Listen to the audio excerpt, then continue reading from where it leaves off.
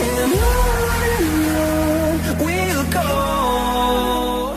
Hey guys, welcome back to another video of Tony's phone collection. Today we're going to be doing an unboxing of a Samsung Galaxy S5.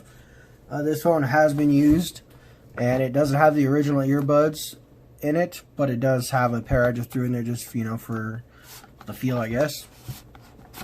This phone has been heavily used as well. I've had it for a long time. Here's the phone. Inside the box, you get your manuals and your terms and conditions from Verizon. You get your Samsung 3.0 data cable and fast charge cable. You can use just a regular micro USB on the phone as well. You have your 2800 milliamp hour battery. Like I said, it's just a pair of earbuds I grabbed and threw in here. And then also you get the Samsung fast charging brick.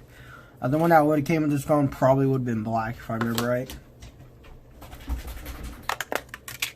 Looking at the phone, this phone was water resistant, wasn't waterproof or anything. It had just a couple, like, there's a seal around the back for a little bit of water resistance, and then also the charging port had a cover on there with a O-ring around there that was also like a water resistance layer.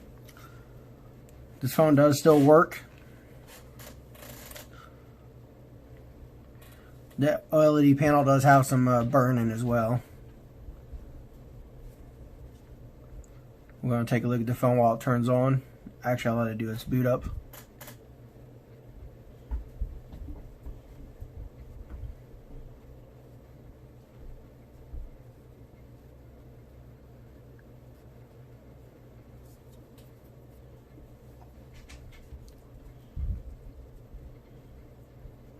Alrighty, on the left side you have your volume rockers. On the bottom you have your 3.0 USB charging port. On the right side you have your power key.